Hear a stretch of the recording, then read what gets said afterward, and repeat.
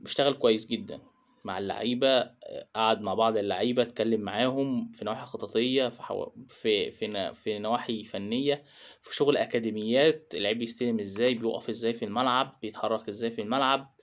كل ده كلام جميل، كلام جميل جدا. بس عوامل النجاح يا جماعة مش مدرب بس. عوامل النجاح في أي نادي هي مش مدرب بس. عوامل النجاح في أي نادي لاستقرار مادي، إداري، فني. استقرار إداري، يكون في مجلس إدارة معروف وضعه إيه، صلاحياته، أدواره. تمام. المطالب المادية بتتوفر، اللي هي بتاخد مستحقاتها بشكل دوري بانتظام. استقرار فني، ان هو الناس اللي معاه في الجهاز الفني يكونوا مساعدينه بشكل كبير، يقدروا معاه ان هم يساعدوه ان هو ياخد قراراته مظبوطه، ان هم يدوا وجهة نظر مظبوطه عن اللاعبين، ويحلل بقى بشكل كبير جدا من بتاع من حاجات